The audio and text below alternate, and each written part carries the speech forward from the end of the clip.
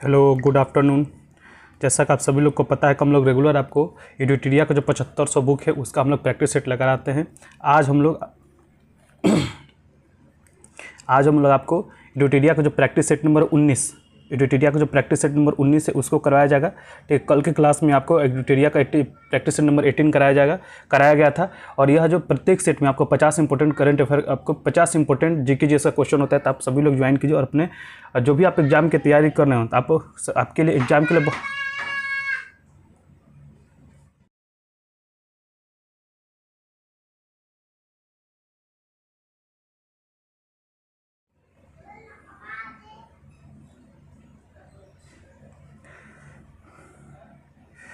तो चलिए हम लोग एडिटोरिया का जो आपको है जो 7500 बुक है उसका हम लोग स्टार्ट करते हैं। ठीक,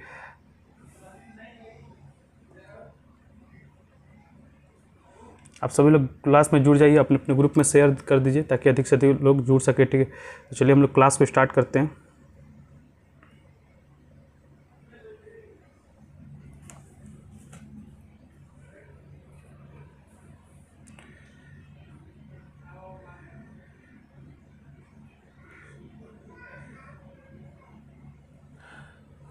आज हम लोग, जैसा कि मैंने आपको बताया कि आज हम लोग प्रैक्टिस सेट नंबर 19 को देखेंगे।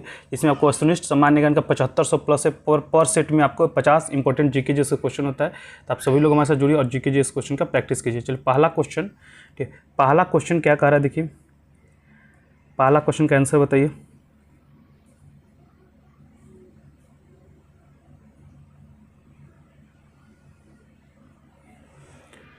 पहला क्वेश्चन कह रहा है कि पशुपति मुहर सिंधु घाटी सभ्यता के खाली स्थान किस स्थल से मिला है। आपको बताना है पहला नंबर क्वेश्चन। ठीक है, पहला नंबर क्वेश्चन का आंसर बताइए कि जो पशुपति मुहर है वो सिंधु घाटी सभ्यता किस स्थान से प्राप्त हुआ, बताइए किस स्थान से प्राप्त हुआ है।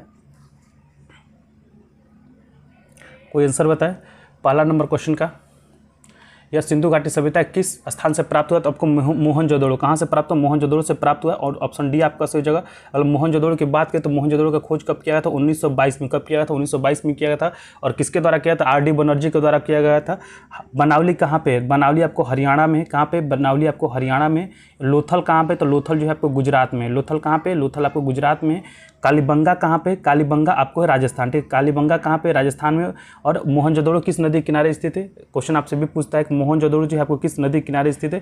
तो जो मोहनजोदड़ो है आपको सिंध नदी किनारे स्थित है। कालीबंगा किस नदी किनारे स्थित है, जो कालीबंगा है आपको घाघर, कौन से नदी, घाघर नदी किनारे स्थित है, जिसको हमने प्राचीन नाम में सरस्वती, अभी घाघर तो प्राचीन नाम था, अभी हमको सरस्वती के नाम से जानते हैं उसको। ठीक है, लोथल आपको लोथल जो आपको भोगवा, लोथल कौन सी नदी किनारे, तो भोगवा नदी किनारे पर स्थित है। तो इस चीज़ को आपको ध्यान में रखना है। चलिए 2 नंबर क्वेश्चन का आंसर बताइए। कारण निम्नलिखित में से कौन से हड़प्पा स्थल भारत में स्थित है। निम्नलिखित में से कौन सा जो हड़प्पा स्थल वो भारत में स्थित है। पहले तो आपको पता होना चाहिए कौन सा स्थल कहाँ, किस राज्य में और किस आपको देश में स्थित है। जो अमरी है, अमरी बताइए कहाँ पे स्थित है, तो अमरी आपको सिंध में, सिंध पाकिस्तान में स्थित है। ठीक है, अमरी सिंध पाकिस्तान में स्थित है। मिथाथल कहाँ पे स्थित है, मिथाथल जो आपको हरियाणा, ठीक है, कहाँ पे स्थित है, हरियाणा में स्थित है। ठीक है, हड़प्पा कहाँ पे, तो हड़प्पा जो आपको पंजाब पाकिस्तान में। कहाँ पे, पंजाब पाकिस्तान में। इस चीज़ को भी ध्यान रखेंगे, पंजाब पाकिस्तान आपको हड़प्पा है पंजाब पाकिस्तान में। बनावली कहाँ पे, तो बनावली भी आपको हरियाणा में। कहाँ पे, हरियाणा में। तो जो आपको जो चीज़ें आपको भारत में जो है आपको मिथातल है और आपको बनावली है, ये दोनों आपको कहाँ पे, हरियाणा में है। तो ऑप्शन सी आपका सही है। तो दूसरा का जो सी आंसर बता रहे हैं उनका सही है, दूसरा का जो सी आंसर बता रहे हैं उनका सही। तीसरा नंबर क्वेश्चन का आंसर बताइए। तीसरा, चौथा और पाँचवा नंबर क्वेश्चन का आंसर बताइए। तीसरा, चौथा और पाँचवा नंबर क्वेश्चन का आंसर बताइए। तीसरा नंबर क्वेश्चन कह रहा है गुप्तों द्वारा जारी किए गए चांदी के सिक्के कहलाते थे। गुप्तों द्वारा जारी किए गए जो चांदी के सिक्के थे वो क्या कहलाते थे। तीसरा नंबर क्वेश्चन, यह जो क्लास है आपको रेगुलर 10 बजे से चलाया जाता है, लेकिन अब कुछ मेरा काम है इसी वजह से ये जो क्लास है आपको पहले करा दिया जा रहा है। तो गुप्तों द्वारा जारी किए गए चांदी के सिक्के क्या कहलाते हैं, तीसरा नंबर क्वेश्चन। तो आपको रूपक क्या कहलाता है, रूपक कहलाता है। अगर हम लोग गुप्त वंश की बात करें तो गुप्त वंश का स्थापना किसने किया था, श्रीगुप्त ने। किसने किया था, जो गुप्त वंश का स्थापना है आपको श्रीगुप्त ने किया था। और गुप्त वंश का अंतिम शासक कौन था, तो आपको विष्णुगुप्त। अब ठीक है, गुप्त वंश का आपको अंतिम शासक कौन था, तो विष्णुगुप्त था। इस चीज़ को भी याद रखना है। चौथा नंबर क्वेश्चन कह रहा है असबाब ए बगावत ए हिंद नामक पुस्तक का संबंध किससे है। चौथा जो क्वेश्चन कह रहा है कि असबाब ए बगावत ए हिंद नामक पुस्तक का संबंध किसके है। तो जो असबाब ए बगावत हिंद नामक पुस्तक का जो संबंध है आपको 1857 के विद्रोह से, ठीक है, 1857 के विद्रोह से। और इस पुस्तक को किसने लिखा था? तो इस पुस्तक आपको सर सैयद अहमद खान किसने लिखा था? तो सर सैयद अहमद खान ने लिखा था। इसको जो आप ध्यान रखेंगे कि आपको असबाब ए बगावत हिंद जो पुस्तक है किसने लिखा था? सर सैयद अहमद खान ने लिखा था और ये 1857 के विद्रोह से संबंधित है, ठीक है। इसके बाद आपको खिलाफत आंदोलन कब हुआ था? जो खिलाफत आंदोलन 1919 में कब हुआ था? 1919 में आपको खिलाफत आंदोलन हुआ था। और भारत छोड़ो आंदोलन कब हुआ था? 1942 में। कब हुआ था? 1942 में आपको भारत छोड़ो आंदोलन हुआ था। तो इस चीज़ को याद रखें। चलिए 5वां नंबर क्वेश्चन का आंसर बताइए। 5वां नंबर क्वेश्चन का है कलचुरी वंश की स्थापना निम्न में से किसने की थी? कलचुरी वंश का जो स्थापना है निम्न में से किसने किया था? 5वां नंबर क्वेश्चन का आंसर बताइए। ये कलचुरी वंश का स्थापना निम्न में से किसने किया था?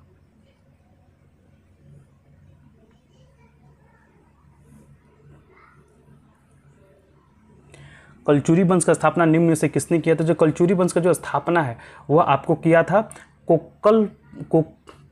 कोकलल प्रथम ने किया था। किसने किया था? कोकलल प्रथम ने किया। ऑप्शन बी आपका सही हो जाएगा। और कब किया था? यह लगभग 850, ठीक है, 850 ईस्वी में हुआ था। कब हुआ था? 850 ईस्वी में हुआ था। तो 5वां का जो बी आंसर बता रहे उनका सही। चलिए नेक्स्ट क्वेश्चन 6वां, 7वां और 8वां नंबर क्वेश्चन का आंसर बताइए। 6वां नंबर क्वेश्चन का है गोपाल कृष्ण गोखले ने वायसराय कर्जन की तुलना किससे की थी? आपको बताना है कि गोपाल कृष्ण गोखले ने वायसराय कर्जन की तुलना किससे किया था? तो गोपाल कृष्ण गोखले जो आपको महात्मा गांधी के राजनीतिक गुरु थे और मोहम्मद अली जिन्ना के भी राजनीतिक गुरु थे। इन्होंने आपको लॉर्ड कर्जन जो भारत का वायसराय था उसकी तुलना आपको किया था औरंगजेब से। किससे किया था? औरंगजेब से किया था। तो 6वां का जो डी आंसर बता रहे हैं उनका सही है, ठीक। चलिए नेक्स्ट क्वेश्चन 7वां नंबर क्वेश्चन क्या कर रहा है देखिए। 7वां नंबर क्वेश्चन कह रहा है गुलामों की देखभाल के लिए किसने एक पृथक विभाग बनाया था? 7वां नंबर क्वेश्चन आपको बताना है कि गुलामों की देखभाल के लिए किसने एक पृथक विभाग बनाया था? 7वां नंबर क्वेश्चन। तो जो गुलामों की देखभाल के लिए जो पृथक विभाग बनाया था वो फिरोज शाह तुगलक ने बनाया था। किसने बनाया था? फिरोज शाह तुगलक ने बनाया था। ऑप्शन डी आपका सही हो जाएगा। और किस नाम से बनाया था? दीवान ए बंदगान, दीवान ए बंदगान के नाम से यह विभाग बनाया गया था। तो इस चीज़ को भी ध्यान में रखेंगे। चलिए 8वां नंबर क्वेश्चन कह रहा है भारत में मुगल सत्ता का सर्वाधिक विस्तार किसके समय में हुआ था? भारत में मुगल सत्ता का जो सर्वाधिक विस्तार है, 8वां नंबर क्वेश्चन का आंसर है कि भारत में जो मुगल सत्ता का सर्वाधिक विस्तार किसके समय में हुआ था? तो औरंगजेब के समय में, औरंगजेब के समय में हुआ था। तो ऑप्शन डी आपका सही हो जाएगा। और औरंगजेब ने कभी आपसे क्वेश्चन ये पूछ देता है कि जो आपको दिल्ली में मोती मस्जिद है, दिल्ली में जो मोती मस्जिद है उसका निर्माण किसने कराया था? तो दिल्ली में जो मोती मस्जिद है उसका निर्माण आपको औरंगजेब ने करवाया था। और आपको जो आगरा में मोती मस्जिद है उसका जो निर्माण है आपको शाहजहां ने कराया था। इस चीज़ को ध्यान में रखेंगे, ठीक। चलिए नेक्स्ट क्वेश्चन को बढ़ते हैं। 9th और 10th नंबर क्वेश्चन, 9th और 10th नंबर क्वेश्चन। हम लोग रेगुलर आपको सुबह 8 बजे आपको करंट अफेयर क्वेश्चन का प्रैक्टिस कराते हैं। 9 बजे हम लोग आपके लिए पॉलिटी क्वेश्चन का प्रैक्टिस कराते हैं। फिर 10 बजे आपके लिए हम लोग जो मॉडर्न हिस्ट्री, ये सभी जो क्लास है वो बिहार पुलिस स्पेशल है, तो अब बिहार पुलिस के लिए कराया जाता है क्वेश्चन का प्रैक्टिस के साथ ही साथ जो अभी वाला जो क्लास है आप बिहार पुलिस, बिहार दरोगा सभी एग्जाम से संबंधित आपको जो क्वेश्चन है इसका प्रैक्टिस कराया चले। 9वां नंबर क्वेश्चन है भारत छोड़ो आंदोलन के दौरान गठित समानांतर सरकारों में से सबसे लंबे समय तक चलने वाली सरकार कौन थी? आपको बताना भारत छोड़ो आंदोलन के दौरान गठित समानांतर सरकारों में से सबसे लंबे समय तक चलने वाली सरकार कौन थी? 9th नंबर क्वेश्चन का आंसर होती है। तो सबसे लंबे समय तक जो चली थी सरकार वो आपको सतारा महाराष्ट्र में है। उसकी आपको वहाँ पे समानांतर सरकार जो आपको गठित किया गया था वहाँ पे चला था। और गठन कब किया था? 1943 में किया गया था। गठन कब किया था? 1943 में किया गया था। और कब तक चला था? तो 1945 तक चला था। तो इस चीज़ को भी ध्यान रखेंगे। चलिए 9th का जो बी आंसर बता रहे हैं उनका सही है। 10 नंबर क्वेश्चन कह रहा है कि इंडिया डिवाइडेड पुस्तक निम्नलिखित में से किसके द्वारा लिखा गया था? क्वेश्चन क्या कह रहा है कि इंडिया डिवाइडेड जो पुस्तक है निम्नलिखित में से किसके द्वारा लिखा गया था? तो जो इंडिया डिवाइडेड पुस्तक है यह आपको राजेंद्र प्रसाद के द्वारा लिखा गया था। ऑप्शन बी आपका सही हो जाता है। 10वां का जो बी आंसर बता रहे हैं उनका सही है। 11 नंबर क्वेश्चन,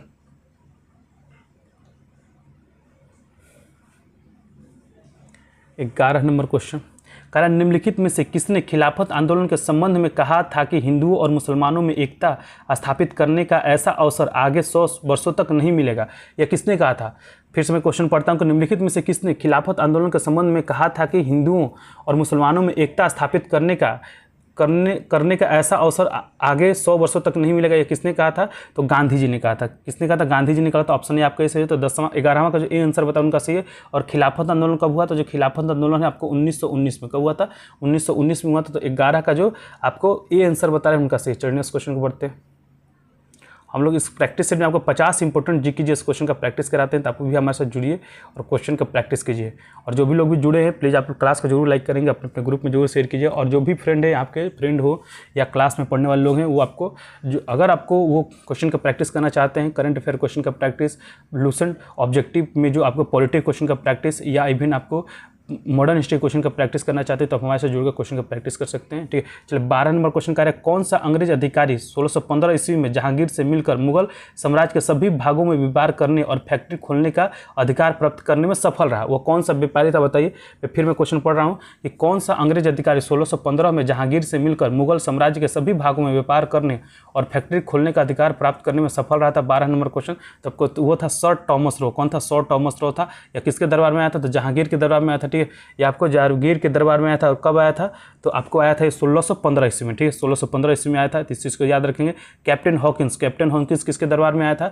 तो कैप्टन हॉकिंस भी आपको जहांगीर के दरबार में आया था। और यह कब आया था? तो ये आपको 1609 ईस्वी में। कब आया था? तो 1609 ईस्वी में कैप्टन हॉकिंस वो आपको आया था जहांगीर के दरबार में। तो इसको भी याद रखेंगे। चलिए नेक्स्ट क्वेश्चन 13 नंबर क्वेश्चन। आपको मिलान करना है। आपको मिलान करना है सूची 1 को सूची 2 के साथ मिलान करना है। सूची 1 को सूची 2 के साथ मिलान करना है। चलिए सूची 1 को सूची 2 के साथ मिलान करना है। भारतीय संविधान की दूसरी अनुसूची किससे संबंधित है? जो भारतीय संविधान की जो दूसरी अनुसूची वो किससे संबंधित है? तो आपको वेतन भत्ते और पेंशन से संबंधित है। तो ए का हो जाएगा 2। ए का हो गया 2। ठीक है, ए का हो गया 2। फिर कर भारतीय संविधान की जो 5वीं अनुसूची वो किससे संबंधित है? भारतीय संविधान की जो 5वीं अनुसूची वो किससे संबंधित? तो अनुसूचित क्षेत्रों का प्रशासन से संबंधित है। तो बी का हो जाएगा 1। ठीक है, बी का हो गया ना आपको। फिर 9वीं संविधान, भारतीय संविधान की 9वीं अनुसूची किससे संबंधित है? भारतीय संविधान की जो 9वीं अनुसूची है वो किससे संबंधित है? तो भूमि सुधार कानून से। किससे संबंधित है? भूमि सुधार कानून से। तो सी का हो जाएगा 4। ठीक, इसके बाद कह रहा है भारतीय संविधान की 10वीं अनुसूची किससे संबंधित है? तो जो 10वीं अनुसूची आपको दल बदल विरोधी कानून है वो डी का हो जाएगा 3। तो 2 1 4 3। ठीक है, इसका जो सही आंसर होगा आपको 2 1 4 3। ठीक है, 2 1 4 3 आपका सही आंसर हो जाएगा। ऑप्शन सी आपका करेक्ट हो जाएगा। चलिए नेक्स्ट क्वेश्चन को बढ़ते हैं। 14 नंबर और 15 नंबर क्वेश्चन का आंसर बताइए। 14 और 15 नंबर क्वेश्चन का आंसर। सभी लोग क्लास को जरूर लाइक करेंगे, अपने अपने ग्रुप में जरूर शेयर करिएगा। लाइक और शेयर करते रहिएगा। हम लोग रेगुलर आपको करंट अफेयर क्वेश्चन का प्रैक्टिस, फिर आपके बाद पॉलिटी क्वेश्चन का प्रैक्टिस, मॉडर्न हिस्ट्री क्वेश्चन का प्रैक्टिस, फिर बिहार के सामान्य ज्ञान जो भी है आपको क्वेश्चन उसका प्रैक्टिस, और इसके बाद आपको जीके और जीएस का मिक्स क्वेश्चन का प्रैक्टिस हम लोग कराते हैं। तो आप भी हमारे साथ जुड़े क्वेश्चन का प्रैक्टिस करते हैं। इस चैनल पर हम लोग केवल और केवल क्वेश्चन का प्रैक्टिस कराते हैं, उससे संबंधित आपको फैक्ट बताया जाता है, जिससे आपका रिवीजन भी साथ साथ होते रहता है। चलिए 14 नंबर क्वेश्चन क्या कर रहा है कि भारतीय संविधान के प्रदत्त स्वतंत्रता का अधिकार के संबंध में निम्नलिखित में से कौन सा कथन सत्य नहीं है? जो कथन सत्य नहीं मतलब जो कथन गलत है हमको उसको बताना है। जो कथन गलत है उसको बताना है। चलिए 14 नंबर क्वेश्चन का आंसर बताइए। जो कथन गलत है हमको उसको बताना है। ठीक है, चलिए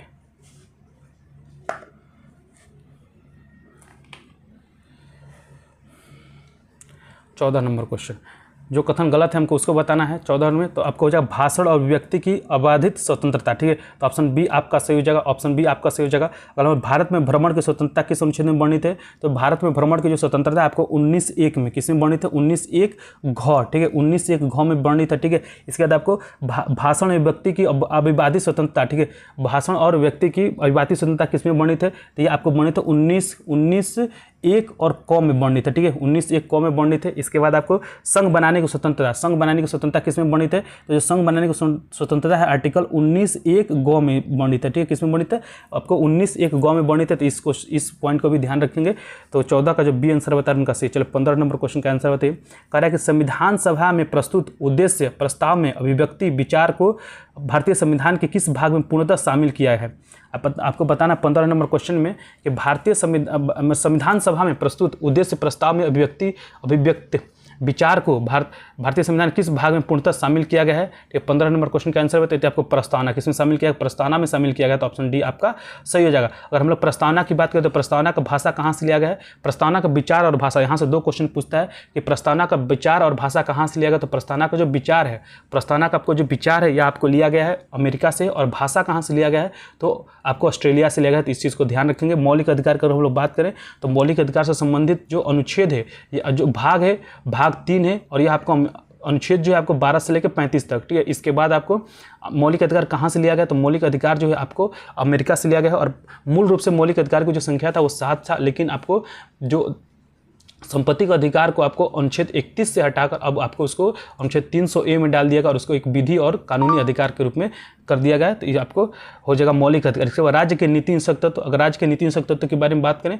तो राज्य के नीति निरसक तत्व जो आपको भाग 4 में है, और इससे संबंधित जो अनुच्छेद आपको 36 से लेकर 51 है, यह आपको आयरलैंड के सरकार से लिया गया है, आयरलैंड से लिया गया है, तो इस चीज़ को भी ध्यान रखेंगे। फिर आपको मूल कर्तव्य कहाँ से लिया गया बताइए, मूल कर्तव्य आपको रूस से लिया गया है। यह आपको भारतीय संविधान में 42वां संविधान संशोधन जो 1976 में हुआ था उसी के तहत जोड़ा गया था, सरदार स्वर्ण सिंह समिति की सिफारिश पे। मूल रूप से जो आपको मूल कर्तव्यों की जो संख्या था वो 10 था, लेकिन वर्तमान में आपको मूल कर्तव्यों की संख्या कितनी है, 11 है, ठीक है। इस चीज़ को ध्यान रखेंगे। और ये आपको रसिया, अमेरिका, सोवियत रूस से लिया गया है, तो इस चीज़ को भी ध्यान रखेंगे। तो 15 का जो डी आंसर बता रहे हैं उनका सही। इसी तरह हम लोग आपको क्वेश्चन का आंसर तो बताते हैं, उससे संबंधित जो फैक्ट है उसको भी बताने का प्रयास करते हैं, जिससे आपका क्वेश्चन के आंसर प्रैक्टिस के साथ साथ आपको उसका रिविजन भी साथ साथ होते रहे। चलो 16 नंबर क्वेश्चन का आंसर बताइए। और मूल कर्तव्य संबंधित अनुच्छेद कौन सा है, तो भाग आपको 4A है और अनुच्छेद है आपको 51 है। इस चीज़ को भी आपको ध्यान में रखना है।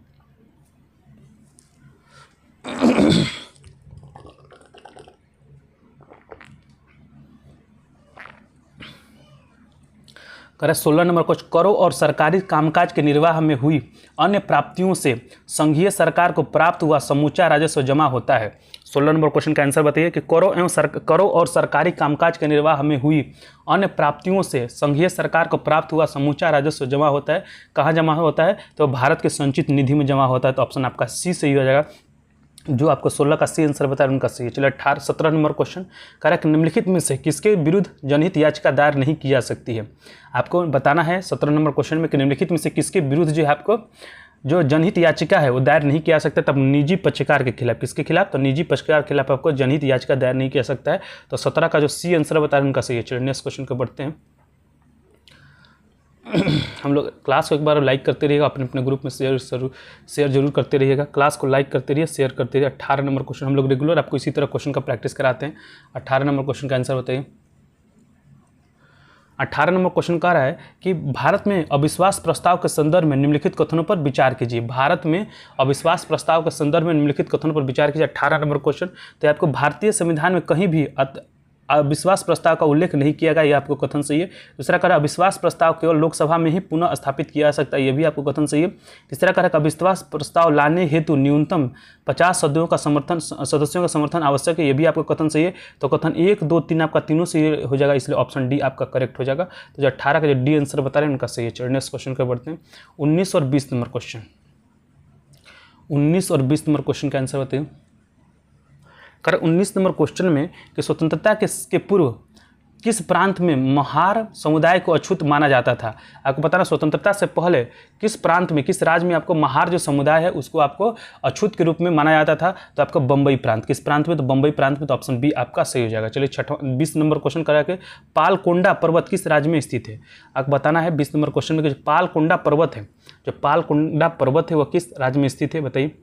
पालकोंडा पर्वत आपको किस राज्य में स्थित है। जो पालकोंडा पर्वत है यह आपको ठीक किस राज्य में स्थित है, तो आपको आंध्र प्रदेश, ठीक किस राज्य में स्थित है, तो आंध्र प्रदेश में स्थित है। तो ऑप्शन डी आपका सही हो जाएगा। और हम लोग आंध्र प्रदेश की बात करें तो वर्तमान आंध्र प्रदेश की राजधानी कहाँ है, अमरावती है, ठीक। इस चीज़ को भी अभी नया इसका राजधानी बना है, इसलिए मैं आपको बता दिया कि आंध्र प्रदेश का वर्तमान राजधानी क्या है, अमरावती है। चलिए 21 नंबर क्वेश्चन का आंसर बताइए। 21 नंबर क्वेश्चन कह रहा है कि निम्नलिखित में से कौन सी चट्टान अत्यधिक ताप पर रूपों में परिवर्तन दर्शाती है। 21 नंबर क्वेश्चन, ठीक। 21 नंबर क्वेश्चन का आंसर बताइए। कारण निम्नलिखित में से कौन सी चट्टान अत्यधिक ताप या दबाव द्वारा रूपों में परिवर्तन दर्शाती है। 21 नंबर क्वेश्चन, तो आपको कयांतरित चट्टान, कौन सी चट्टान, कयांतरित चट्टान। ऑप्शन बी आपका सही हो जाएगा। तो जो आपको 21 का जो बी आंसर बता रहे हैं उनका सही है, ठीक। फटाफट आप लोग क्वेश्चन का आंसर करते रहिए, ताकि फटाफट करने से आपको आंसर, आपको ये मतलब फ़ायदा ये होता है एग्जाम में आपको कम समय में ज़्यादा क्वेश्चन करने होते हैं, तो आपको एग्जाम में डायरेक्टली इसका फ़ायदा मिलता है। क्योंकि आप यहाँ पे अगर फटाफट क्वेश्चन करने का आपको प्रैक्टिस कीजिएगा तो वहाँ पे भी आप वैसे ही आप सॉल्व कर पाइएगा। क्योंकि बहुत सारे जो लोग होते हैं जल्दीबाजी करने में बहुत आते हुए क्वेश्चन को भी गलत करके आ जाते हैं, तो इस चीज़ से आपको बचना है। चलिए कह रहा है सूची 1 में पर्वत दिया हुआ है, सूची 2 में आपको महाद्वीप दिया है। तो कौन सा पर्वत किस महाद्वीप में है आपको बताना है, कौन सा जो पर्वत है वो किस महाद्वीप में है इसका आपको बताना है। चलिए नेक्स्ट क्वेश्चन को बढ़ते हैं। कौन सा जो पर्वत है वो किस महाद्वीप में आपको बताना है, एंडीज पर्वत। ठीक है, एंडीज पर्वत किस महाद्वीप में है, तो एंडीज जो पर्वत है आपको दक्षिण अमेरिका, किस में है, दक्षिण अमेरिका में है।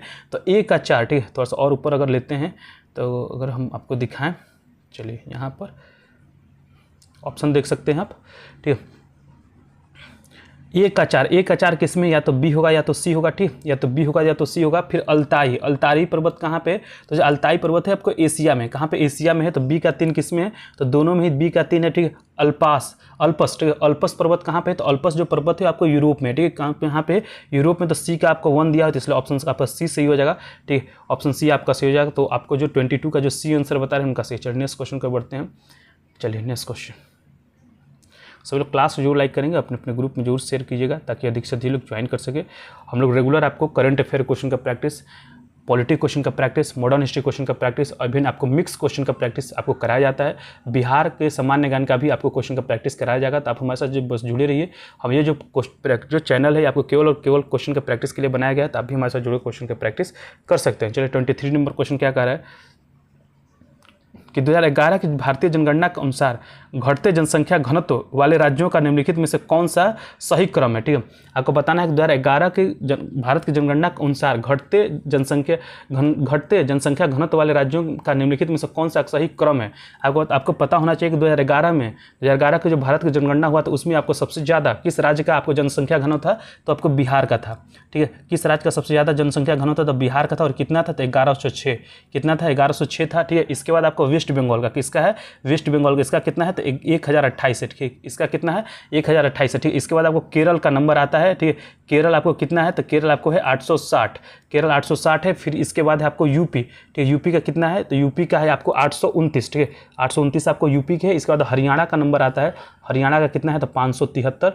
अब आप ऑप्शन इसमें देख लीजिए। सबसे पहले तो बिहार होगा, बिहार किस में है, तो बिहार सबसे पहले बिहार आएगा। ठीक है, क्योंकि बिहार का सबसे ज़्यादा है, तो बिहार यहाँ पर बी में है और आपको डी में है। तो या तो बी होगा आपको या तो डी होगा। फिर इसका देख लेते, फिर पश्चिम बंगाल दोनों में है, बिल्कुल सही। फिर आपको केरल का है, उत्तर प्रदेश का नहीं है। केरल के बाद आपको उत्तर प्रदेश के, यहाँ पर देख सकते हैं आपके केरल के बाद आपको उत्तर प्रदेश का नंबर आता है। तो ऑप्शन आपका ऑप्शन कौन सा सही है, डी ऑप्शन सही हो जाएगा। तो 23 का जो डी आंसर बता रहे हैं उनका सही है। चलिए नेक्स्ट क्वेश्चन के बढ़ते हैं। चलिए हम लोग इसी तरह आपको रेगुलर आपको क्वेश्चन का प्रैक्टिस कराते हैं, जो आपको किसी भी आप एग्जाम की तैयारी कर रहे हो आपके लिए वो बहुत ही फायदेमंद है, बहुत ही लाभकारी है आपके एग्जाम के लिए। अगर इस आपको क्वेश्चन का प्रैक्टिस करते हैं तो ऐसे ही क्वेश्चन के प्रैक्टिस से आपको जो एग्जाम में और प्रैक्टिस सेट में नंबर बढ़ता है। ठीक है, चलिए नेक्स्ट क्वेश्चन का है 24 नंबर क्वेश्चन का, निम्नलिखित में से कौन सा मैग्नीज उत्पादक क्षेत्र कर्नाटक में स्थित नहीं है। ठीक है, आपको बताना है जो मैग्नीज क्षेत्र आपको कर्नाटक में स्थित नहीं है उसको बताना है। तो जो श्रीकाकुलम यह किस राज्य में स्थित है, आपको कर्नाटक में स्थित नहीं है, आपको यह आंध्र प्रदेश में स्थित है। किस राज्य में स्थित है, तो जो श्रीकाकुलम जो है आपको यह कर्नाटक में स्थित नहीं है, आपको आंध्र प्रदेश में स्थित है। तो 24 का जो डी आंसर बता रहे हैं उनका सही। चलिए नेक्स्ट क्वेश्चन को बढ़ते हैं। सभी लोग क्लास को जरूर लाइक करते रहेंगे, क्लास को जरूर लाइक करते रहिए, अपने अपने ग्रुप में जरूर शेयर करते रहिए। ठीक है, चलिए 25 नंबर क्वेश्चन क्या कह रहा है कि भूमध्य रेखीय क्षेत्र के संबंध में निम्नलिखित में से कौन सा कथन सही या कथन गलत है। ठीक है, गलत है। आपको बताना है कि भूमध्य रेखीय क्षेत्र के संबंध में निम्नलिखित में से कौन सा जो कथन है वो गलत है। ठीक है, कौन सा कथन गलत है, तो आपको इस वर्ष इस क्षेत्र में वार्षिक वर्षा 200 सेंटीमीटर से अधिक होता है, यह आपको सही है। यह हवाई जल धाराओं का क्षेत्र है, यह भी आपको सही है। तो जो सही कथन है उसको नहीं बताना है, कि जो गलत कथन है उसको बताना है। इस क्षेत्र में आपको शीतोष्ण चक्रवातीय वर्षा होती है, यह आपको गलत है। ठीक है, इसके बाद अगर इस क्षेत्र में सामान्यतः एक ही प्रजाति के वृक्ष पाए जाते हैं, यह भी आपको गलत है। तो जो गलत कथन आपसे पूछ रहे तो गलत आपको 3 और 4 हो जाएगा, इसलिए ऑप्शन आपका डी सही है। ठीक, ऑप्शन डी आपका सही हो जाएगा। तो जो आपको 25 का डी आंसर बता रहे हैं उनका सही है। ठीक, 25 का जो डी आंसर बता रहे हैं उनका सही। चलिए 26 नंबर क्वेश्चन,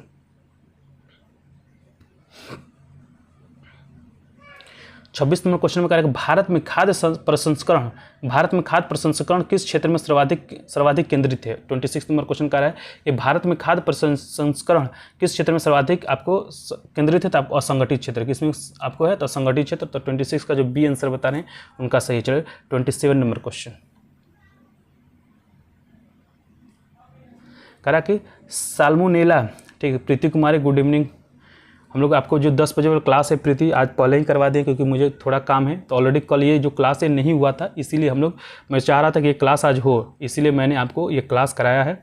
आपको 5 बजे से क्लास शुरू किया गया था। ठीक है, चलिए साल्मोनेला टाइफी नामक जीवाणु द्वारा होने वाला रोग कौन सा है, आपको बताना। साल्मोनेला टाइफी नामक जीवाणु द्वारा होने वाला रोग कौन सा है। 27 नंबर क्वेश्चन, तो आपको मियादी बुखार। क्या होता है, मियादी बुखार होता है। ऑप्शन डी आपका सही हो जाएगा। तो जो बच्चे आपको क्लास नहीं ज्वाइन कर पाए हैं, आपको रिकॉर्डेड वीडियो भी देख सकते हैं, इसमें कोई दिक्कत की बात नहीं है। यह जो वीडियो है आपको इसी तरह एज इट इज जिस तरह से मैंने कराया पढ़ाया है उसी तरह से आपको अपलोड कर दिया जाता है, और जिस तरह से आपको यह मतलब PDF में भी लिखा जाता है उसी तरह से PDF का भी आपको प्रोवाइड कर दिया जाता है। तो 27 का जो डी आंसर बताया उनका सही है। 27 का जो डी आंसर बताया उनका सही है। चलिए नेक्स्ट क्वेश्चन, निम्नलिखित कथनों में से कौन सा कथन स्तनधारियों के लिए सत्य नहीं है, जो गलत है उसको बताना है। निम्नलिखित कथनों में से कौन सा जो कथन है स्तनधारियों के लिए सत्य नहीं है, गलत है। गलत कौन सा कथन है, तो उनके हृदय में 3 कोष्ठक होते हैं, ये आपको गलत कथन है, इसलिए ऑप्शन सी आपका सही है। तो 28 का जो सी आंसर बता रहे हैं उनका सही है। 28 का जो सी आंसर बता रहे हैं उनका सही है। 29 नंबर क्वेश्चन कह रहा है कि निम्नलिखित में से कौन सा एक विभिन्न फसलों के लिए मृदा में विद्यमान एक सूक्ष्म पोषक तत्व है। 29 नंबर क्वेश्चन कह रहा है कि निम्नलिखित में से कौन सा एक विभिन्न फसलों के लिए मृदा में विद्यमान एक सूक्ष्म पोषक तत्व है, बताइए। 29 नंबर क्वेश्चन, तो इसका जो सही आंसर हो जाएगा मैग्नीज। क्या हो जाएगा, मैग्नीज हो जाएगा। तो ऑप्शन बी आपका सही हो जाएगा। तो 29 का जो बी आंसर बता रहे हैं उनका सही है। चलो नेक्स्ट क्वेश्चन को बढ़ते हैं। 30 नंबर क्वेश्चन, 30 और 31 नंबर क्वेश्चन।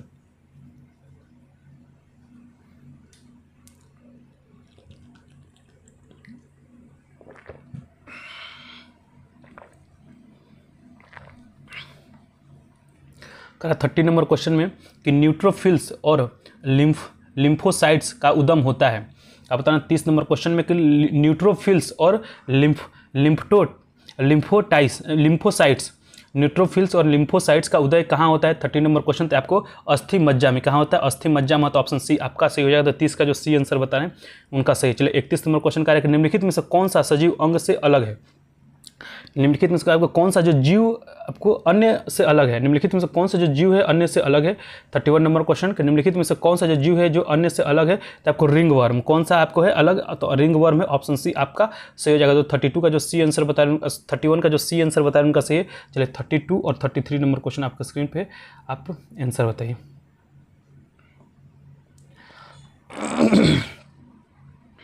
32 नंबर क्वेश्चन कह रहे हैं सिक्रेटिन। 32 नंबर क्वेश्चन क्या करें, सिक्रेटिन एवं कोलिसिस्टोकाइनिन हार्मोन्स किस में स्रावित होते हैं, किया जाते हैं। ठीक है, आपको बताना है 32 नंबर क्वेश्चन में सिक्रेटिन एवं कोलिसिस्टोकाइनिन हार्मोन्स किस में स्रावित किया जाता है। 32 नंबर क्वेश्चन, तो यह जो स्रावित है आपको किए जाते हैं आपको ड्यूडेनम में। किस में किया जाता है, ड्यूडेनम किया जाता है। तो ऑप्शन आपका सी सही होगा। तो 32 का जो सी आंसर बता रहे उनका सही है। Satish, thank you for joining. Duodenum में, ठीक है, किस में किया था, ड्यूडेनम में किया था। 33 नंबर क्वेश्चन का रहा है कि शरीर की वृद्धि एवं नई कोशिकाओं के निर्माण। नहीं सर, टाइम चेंज नहीं हुआ है, आज थोड़ा सा मुझे रात में नहीं रहना है। तो ऑलरेडी ये क्लास आपको कल नहीं हुआ था। आपको पता है कि कल हम और मैडम हमको रात को 9 साढ़े 9 बजे लाइव आए थे, तो ये क्लास नहीं हो पाया था। इसलिए आज भी मुझे जाना था, तो मतलब नहीं हो पाता क्लास, तो मैं सोचा कि क्लास तो करवा ही देते हैं। ठीक है, और जो बच्चे ज्वाइन करते हैं वो ठीक है, अदरवाइज जो बच्चे नहीं ज्वाइन कर पाएंगे वो आपको रिकॉर्डेड वीडियो देख लेंगे। ठीक है, तो इसलिए मैंने ये क्लास करा दिया। कह शरीर की वृद्धि एवं नई कोशिकाओं के निर्माण के लिए सबसे आवश्यक पोषक तत्व तो कौन सा है, तो ये आपको प्रोटीन है। कौन सा है, प्रोटीन है। तो ऑप्शन सी आपका सही हो जाएगा। ऑप्शन सी आपका सही है। तो याद रखेंगे कि 33 का जो सी आंसर बता रहे हैं उनका सही है। ठीक है, 33 का जो सी आंसर बता रहे हैं उनका सही है। चलिए नेक्स्ट क्वेश्चन को पढ़ते हैं। 34 नंबर क्वेश्चन। 34 नंबर क्वेश्चन आपके स्क्रीन पे है। ठीक, आंसर बताइए। 34 नंबर क्वेश्चन। 34 कह रहा है कि उस पादप का चयन कीजिए। ठीक है, उस पादप का चयन कीजिए जिसमें रंध्र दिन के समय बंद तथा रात में खुले रहते हैं।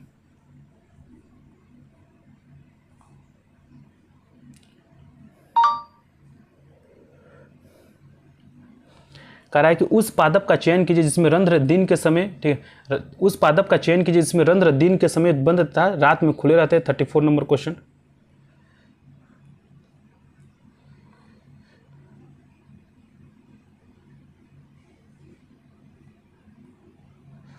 चलिए, उस पादप का चयन कीजिए जिसमें रंध्र दिन के समय बंद था रात में खुले रहते। 34 नंबर क्वेश्चन। तो इसका सही आंसर हो जाएगा आपको नागफनी। ठीक है, नागफनी हो जाएगा। तो ऑप्शन सी आपका सही हो जाएगा। तो 34 का जो सी आंसर बता रहे हैं उनका सही है। 34 का जो सी आंसर बता रहे हैं उनका सही है। चलिए नेक्स्ट क्वेश्चन पर बढ़ते हैं।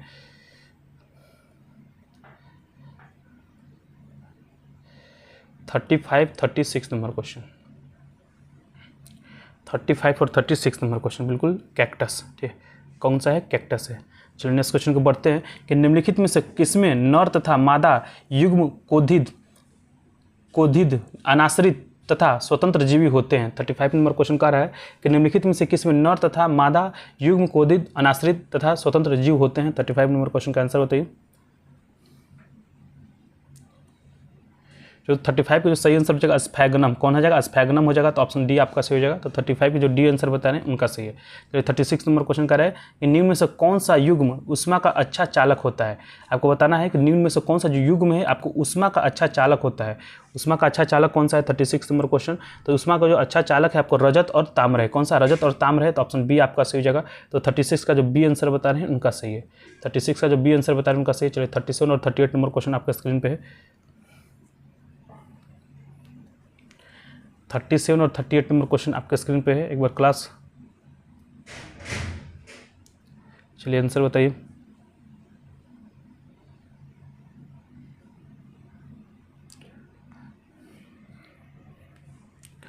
चलिए कोई बता रहा है आंसर? कह रहा है 37 नंबर क्वेश्चन, आभासी एवं सीधी छवि के लिए दर्पण का आवर्धन होना चाहिए। ठीक है, आभासी एवं सीधी छवि के लिए दर्पण का जो आवर्धन है कैसा होना चाहिए? 37 नंबर क्वेश्चन का आंसर बताइए। चलिए कोई आंसर बता रहा है? यस, 37 का लोग बता रहे हैं डी। देख लेते हैं। ठीक, यह कह रहा है कि आभासी एवं सीधी छवि के लिए दर्पण का जो आवर्धन है कैसा होना चाहिए? तो आपको धनात्मक, कैसा होना चाहिए? धनात्मक होना चाहिए। ऑप्शन डी आपका सही है, बिल्कुल सही। 37 का जो डी आंसर बता रहे हैं उनका सही है। चलिए 38 नंबर क्वेश्चन कह रहा है कि धात्विक ऑक्साइड की प्रकृति कैसी होती है। जो धात्विक ऑक्साइड होता है उसकी प्रकृति कैसी होती है? 38 नंबर क्वेश्चन, जो धात्विक ऑक्साइड होता है उसकी प्रकृति कैसी होती है? तो धात्विक ऑक्साइड की जो प्रवृत्ति आपको क्षारीय होता है। कैसा होता है? क्षारीय होता है। तो 38 का जो ए आंसर बता रहे हैं उनका सही है। चलिए 39 नंबर क्वेश्चन और 40 नंबर क्वेश्चन का आंसर बताइए। 39 और 40 नंबर क्वेश्चन का आंसर बताइए। बिल्कुल 38 का जो बी आंसर बता रहे हैं उनका सही है। 39 नंबर क्वेश्चन कह रहा है कि निम्न में से किसका अपवर्तनांक सबसे अधिक है। निम्न में से किसका जो अपवर्तनांक है आपको सबसे अधिक है? चलिए बताइए, निम्न में से किसका जो अपवर्तनांक है सबसे अधिक है? बताइए, निम्न में से किसका अपवर्तनांक सबसे अधिक है? तो सबसे जो अधिक जो अपवर्तनांक है इसमें आपको CO2 का है। किसका है? CO2 का है। ऑप्शन ए आपका सही हो जाएगा। ठीक, ऑप्शन ए आपका सही हो जाएगा। तो 39 का जो ए आंसर बता रहे हैं उनका सही है। 39 का जो ए आंसर बता रहे हैं उनका सही है। 40 नंबर क्वेश्चन हम लोग रेगुलर, और सभी लोग जो भी जुड़े हैं क्लास को जरूर लाइक करते रहिएगा, शेयर करते रहिएगा। हम लोग रेगुलर आपको सुबह में आपको 8 बजे से करंट अफेयर क्वेश्चन का प्रैक्टिस, ठीक है, इसके बाद आपको 9 बजे से पॉलिटी क्वेश्चन का प्रैक्टिस, 10:30 बजे से आपको मॉडर्न हिस्ट्री क्वेश्चन का प्रैक्टिस, और रात में ये जो क्लास है पहले करा दिया जाएगा क्योंकि ऑलरेडी हमको कहीं जाना है, इसलिए आपको, क्योंकि ये जो क्लास आपको रात के 10 बजे होता है, संडे को कोई क्लास नहीं होता है। और आपको ये जीटीडीए का आपको प्रैक्टिस सेट हम लोग कराते हैं आपको रात के 10 बजे फुल एक्सप्लेनेशन, ताकि अच्छे से आपको समझ में भी आए, क्वेश्चन आंसर के साथ आपका रिवीजन भी हो जाए। तो CO2 हो जाएगा इसका सही आंसर। 39 का जो ए आंसर बताया उनका सही है। चलिए 40 नंबर क्वेश्चन क्या कह रहा है कि परमाणु में कक्षों को भरने का क्रम किससे नियंत्रित होता है।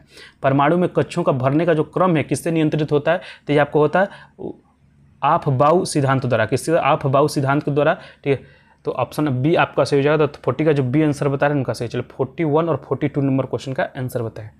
41 और 42 नंबर क्वेश्चन का आंसर बताएं। 41 नंबर क्वेश्चन कह रहा है कि एस्पिरिन किसका साधारण नाम है। ठीक है, 41 नंबर क्वेश्चन आपको बताना है कि एस्पिरिन जो है, एस्पिरिन किसका साधारण नाम है। 41 और 42 नंबर क्वेश्चन का आंसर बताइए। तो जो एस्पिरिन है आपको एसिटिक सैलिसिलिक एसिड का आपको साधारण नाम होता है एस्पिरिन। तो ऑप्शन डी आपका सही हो जाएगा। तो जो आपको 41 का जो डी आंसर बता रहे हैं उनका सही है। ठीक है, जो 41 का जो डी आंसर बता रहे हैं उनका सही है। 42 नंबर क्वेश्चन कह रहे हैं भारत के पहले सुपर कंप्यूटर को किस वर्ष निर्मित किया गया था। आपको बताना है कि भारत का जो पहले सुपर कंप्यूटर है उसको किस वर्ष निर्मित किया गया था। तो उसका जो नाम है, पहले भारत के पहले सुपर कंप्यूटर का पहले नाम क्या है? तो जो नाम है उसका परम नाम है उसका। ठीक है, तो इसको ध्यान देंगे कि भारत के पहले जो सुपर कंप्यूटर है आपको उसका नाम है परम 8000 है। ठीक है, परम 8000 इसका नाम है। चलिए, और इसका आपको भारत में सुपर कंप्यूटर का जन्म किसे कहा था? बताइए, भारत में सुपर कंप्यूटर का जन्म किसे कहा था? तो विजय पी भटकर। किसको कहा था? विजय पी भटकर को कहा जाता है। विजय पी भटकर को कहा जाता है। और इसका निर्मित कब किया था? तो निर्मित आपको 1991 में किया गया। तो ऑप्शन ए आपका सही जगह 1990-91 में किया गया था। तो ऑप्शन 40 का आपको 42 का बी आंसर से 42 का ए आंसर से हो जाएगा। तो 42 का ए आंसर बता रहे हैं उनका सही है। चलिए नेक्स्ट क्वेश्चन 43 और 44 नंबर क्वेश्चन। 43 और 44 नंबर क्वेश्चन।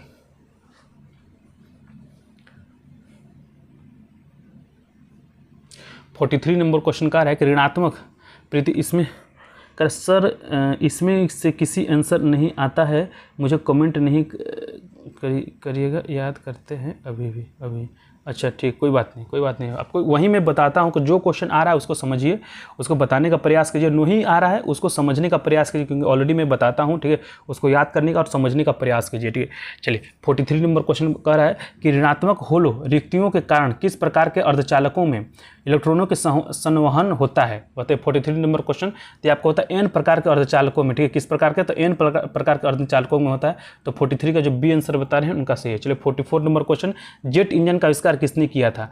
जेट इंजन का जो आविष्कार है किसने किया था, बताइए। जेट इंजन का आविष्कार किसने किया था, ठीक, तो जेट इंजन का जो आविष्कार है, ठीक, जेट इंजन का जो आविष्कार है आपको किया था सर फ्रैंक व्हिटल ने किया था, तो ऑप्शन डी आपका सही हो जाता है। 44 का जो डी आंसर बता रहे हैं उनका सही है। और इन्होंने जो आविष्कार है, इसका आविष्कार कब किया था, तो इसका जो आविष्कार है 1937 में किया, कब किया था, 1937 में किया था। और ये कहाँ के हैं, तो ये उत्तराखंड के थे, ठीक है, सॉरी उत्तराखंड बोल रहे, ये आपको यूनाइटेड किंगडम ब्रिटेन के थे, कहाँ के थे, ब्रिटेन के थे, यूके, ठीक है, ब्रिटेन के, यूनाइटेड किंगडम, ठीक है। चलिए नेक्स्ट क्वेश्चन 44 का आपको डी आंसर सही हो जाएगा। सब लोग क्लास जरूर लाइक कीजिएगा, ठीक है। हम लोग आपके लिए रेगुलर आपको क्वेश्चन का प्रैक्टिस कराते हैं, क्योंकि आपका हमको पता है कि आपका एग्जाम जो है धीरे धीरे नज़दीक आ रहा है। तो एग्जाम जैसे ही नज़दीक आ रहा है, आप जितना ज़्यादा क्वेश्चन का प्रैक्टिस कीजिए आपको उतना ही ज़्यादा फायदा होगा। नई चीज़ों को पढ़ना कम कीजिए, ठीक है, नई चीज़ों को पढ़ना कम कीजिए, रिवीजन पे ज़्यादा फोकस कीजिए और क्वेश्चन का प्रैक्टिस पे ज़्यादा फोकस कीजिए, ठीक है। चलिए नेक्स्ट क्वेश्चन का है 45 नंबर क्वेश्चन, वैश्विक जलवायु स्थिति रिपोर्ट प्रत्येक वर्ष किस संगठन द्वारा जारी की जाती है? आपको बताना है कि वैश्विक जलवायु, ठीक है, वैश्विक जलवायु स्थिति रिपोर्ट प्रत्येक वर्ष किस संगठन द्वारा जारी किया जाता है? तो यह आपको जारी किया जाता है विश्व मौसम विज्ञान संगठन, किसके द्वारा? थैंक यू, लाइक सभी लोगों को करना चाहिए, क्योंकि ऑलरेडी। चलिए विश्व मौसम विज्ञान संगठन, तो ऑप्शन आपका 45 का डी आंसर सही हो जाएगा, 45 का डी आंसर सही हो जाएगा। और विश्व मौसम विज्ञान संगठन, ठीक है, विश्व मौसम विज्ञान संगठन का स्थापना कब किया गया था, बताइए। विश्व मौसम विज्ञान संगठन का जो स्थापना है आपको किया गया था 23 मार्च, कब किया था, 23 मार्च 1950 को, कब किया गया था, 23 मार्च 1950 को किया गया था। संयुक्त राष्ट्र पर्यावरण कार्यक्रम, संयुक्त राष्ट्र पर्यावरण कार्यक्रम का स्थापना कब किया गया था? इसका जो स्थापना है 5 जून, ठीक है, 5 जून 1972, ठीक है, कब किया था, 5 जून 1972 को किया गया था। फिर जलवायु परिवर्तन पर अंतर सरकारी पैनल आईपीसीसी का स्थापना कब किया गया था? तो आईपीसीसी का जो स्थापना 1988 में कब किया था, 1988 में किया गया था। और आपको जलवायु परिवर्तन पर संयुक्त राष्ट्र फ्रेमवर्क कन्वेंशन, ठीक है, जलवायु परिवर्तन पर संयुक्त राष्ट्र फ्रेमवर्क जो कन्वेंशन वो कब किया था? तो ये आपको किया था 9 मई, ठीक है, 9 मई 1992, कब किया था, 9 मई 1992 को किया गया था। तो इस चीज़ को भी याद रखेंगे। चलिए 9 मई 1992 को आपको जलवायु परिवर्तन पर संयुक्त राष्ट्र फ्रेमवर्क कन्वेंशन जो है उसकी स्थापना किया गया था, 9 मई 1992। तो 45 का जो डी आंसर बताया उनका सही है। चलो 46 नंबर क्वेश्चन कर रहा है, भारत में किस वर्ष राष्ट्रीय बाढ़ नियंत्रण कार्यक्रम की शुरुआत की गई थी? भारत में किस वर्ष, 46 नंबर क्वेश्चन, भारत में किस वर्ष राष्ट्रीय बाढ़ नियंत्रण कार्यक्रम की शुरुआत किया गया था? 46 नंबर क्वेश्चन, तो 1954 में, कब किया गया था, 1954 में किया गया था। ऑप्शन सी आपका सही हो जाएगा। तो जो आपको 46 का सी आंसर बता रहे हैं उनका सही है। चलिए next question 47 number question, 47 number question का आंसर बताइए, अर्थव्यवस्था का मौद्रिक आधार क्या है? आपको 47 नंबर क्वेश्चन बताना है कि अर्थव्यवस्था का मौद्रिक आधार क्या है। चलिए 47 नंबर क्वेश्चन का आंसर बताइए। कह रहे हैं कि आपको अर्थव्यवस्था का मौद्रिक आधार क्या है? तो जो अर्थव्यवस्था का आपको मौद्रिक आधार है, आपको जनता और बैंकों द्वारा भंडारक के रूप में धारिता मुद्रा की राशि है। तो ऑप्शन आपका ए सही है। तो 47 का जो ए आंसर बता रहे हैं उनका सही है। चलिए 48 नंबर क्वेश्चन का आंसर बताइए। 48 नंबर क्वेश्चन, 48 और 49 नंबर क्वेश्चन, ये जो आपको प्रैक्टिस सेट इसी तरह आपको ग्रुप में भी प्रोवाइड कर दिया जाएगा। तो आप वहाँ भी से भी जो प्रैक्टिस है आपको जो पीडीएफ है उसको आप देख सकते हैं, ठीक है। चलिए, और जो वीडियो है इसी तरह आपको अपलोड भी कर दिया है। तो आपको जब भी भविष्य में देखना हो तो इसको यहाँ से आकर आपको प्लेलिस्ट में रहेगा, वहाँ से भी आप देख सकते हैं। चलिए 48 नंबर क्वेश्चन का है, खाद्य संरक्षण आयोग निम्नलिखित में से किस अधिनियम के अंतर्गत स्थापित एक वैधानिक निकाय है? 48 नंबर क्वेश्चन कह रहा है कि खाद्य संरक्षण आयोग निम्नलिखित में से किस अधिनियम के अंतर्गत स्थापित एक वैधानिक निकाय है? तो आपको राष्ट्रीय खाद्य सुरक्षा अधिनियम 2013 के तहत, तो ऑप्शन आपका ए सही हो जाएगा। तो 48 का जो ए आंसर बता रहे हैं उनका सही है।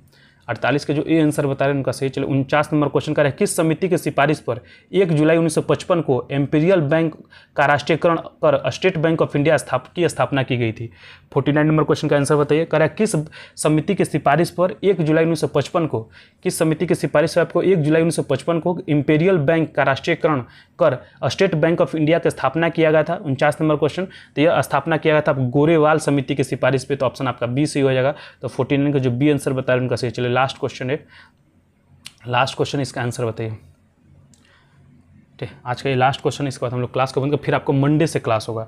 मंडे से आपको जिस तरह से टाइमिंग से क्लास चलता है उस होगा 8 बजे से आपको करंट अफेयर, ठीक है, 8 बजे से करंट अफेयर क्वेश्चन का प्रैक्टिस, 9 बजे से आपको पॉलिटी क्वेश्चन का प्रैक्टिस, ठीक है, 9 बजे से आपको पॉलिटी क्वेश्चन का प्रैक्टिस, फिर आपको 10:30 बजे से हम लोग आपको कराएंगे इंडियन मॉडर्न हिस्ट्री का आपको इंपॉर्टेंट क्वेश्चन का प्रैक्टिस कराया जाएगा, हिस्ट्री, ठीक है, मॉडर्न हिस्ट्री का आपको क्वेश्चन का प्रैक्टिस कराया जाएगा। और 10 बजे रात को हम लोग आपको कराएंगे जो आपको एडिटोरिया का जो 75 बुक है उसका हम लोग प्रैक्टिस कराएंगे। तो इस चीज़ को ध्यान रखेंगे, ठीक है। आप रेगुलर ज्वाइन कीजिए ताकि अधिक से अधिक आपको फायदा हो सके। जब तक से आप रेगुलर नहीं ज्वाइन कीजिएगा तब तक से आपको फायदा नहीं होने वाला, ठीक है। बहुत कम फायदा होगा, ऐसा नहीं है कि फायदा नहीं होगा, लेकिन बहुत कम होगा। लेकिन रेगुलर ज्वाइन कीजिएगा तो आपको अधिक से अधिक ज़्यादा फायदा होगा, ठीक है। क्योंकि किसी भी क्लास को जब तक रेगुलर, क्यों कहा जाता है स्कूल में रेगुलर जाना चाहिए, क्योंकि आपको जब रेगुलर जाएगा तभी आप सिलसिलेवार ढंग से पढ़ पाएगा, ठीक है। चलिए, और कह रहा है सूची 1 में आपको उत्सव दिया हुआ है, ठीक है। कौन सा जो त्यौहार है, कहाँ मनाया जाता है पर्व, और ठीक है किस राज्य और किस आपको केंद्र शासित क्षेत्र में प्रदेश में मनाया जाता है, इस चीज़ को बताना है। पहला कह रहा है हॉर्नबिल फेस्टिवल। जो हॉर्नबिल फेस्टिवल कहाँ मनाया जाता है, जो हॉर्नबिल फेस्टिवल आपको नागालैंड में, कहाँ मनाया जाता है, नागालैंड में मनाया जाता है। तो पहला का हो जाएगा 4, ठीक है, पहला का हो जाएगा 4, ठीक। तो पहला का 4 किस में है, या तो आपको, ठीक, पहला का 4 किस में है, तो पहला का जो 4 या तो आपको सी होगा या तो डी होगा, क्योंकि ए में 4 तो ए में सी में है या तो डी में, ठीक है। संगाई पर्व कहाँ किस राज्य में स्थित है, आपको संगाई पर्व किस राज्य में होता है बताइए, संगाई पर्व किस राज्य में होता है, तो आपको ये होता है मणिपुर, ठीक है, मणिपुर में होता है। मणिपुर में वर्तमान आपका राष्ट्रपति शासन लगाया गया है, और किस अनुच्छेद के तहत लगाया, तो 352 के तहत लगाया, तो इस चीज़ को ध्यान रखेंगे। तो दूसरा का बी का हो जाएगा 2, ठीक है, बी का हो जाएगा 2, ठीक है। बी का 2 किस में दिया, तो बी का आपको सी में दिया है, तो ऑप्शन आपका 3 सही हो जाएगा। ऑप्शन 3 सही होगा, तो 2 आपको 50 का सी आंसर बताया उनका सही है, 50 का सी आंसर बताया उनका सही है। चलिए, आज हम लोग प्रैक्टिस सेट नंबर 19 देखे हैं, ठीक, प्रैक्टिस नंबर 19 देखे हैं। आपको मंडे को हम लोग प्रैक्टिस सेट नंबर 20 को देखेंगे। आपको प्रैक्टिस सेट नंबर आपको क्वेश्चन का प्रैक्टिस कराया तब तक से बहुत बहुत धन्यवाद सभी लोग को ज्वाइन करने के लिए, ठीक है। अब आपको मंडे से क्लास, आपको रेगुलर जो समय होता है 8 बजे से आपको करंट अफेयर क्वेश्चन का प्रैक्टिस, 9 बजे से आपको पॉलिटी क्वेश्चन का प्रैक्टिस, 10 बजे 10:30 बजे से आपको मॉडर्न हिस्ट्री के इंपॉर्टेंट क्वेश्चन का प्रैक्टिस, और आपको रात के 10 बजे, ठीक है, रात के 10 बजे हम लोग का आपको जो होता है 75 से एडिटोरिया का बुक, उसका भी प्रैक्टिस सेट कराते हैं। तो आप सभी लोग जुड़िए और क्वेश्चन का प्रैक्टिस कीजिए। इसके साथ ही साथ हम लोग आपको रात के 8 बजे आपके लिए हम लोग जो टेलीग्राम है उस पर आपको क्यूज भी चलाते हैं, बिहार पुलिस स्पेशल, तो आप वहाँ भी ज्वाइन करके क्वेश्चन की प्रैक्टिस कर सकते हैं। चलिए, आज के क्लास में इतना ही। बहुत बहुत धन्यवाद सभी लोग को ज्वाइन करने के लिए। जय हिंद।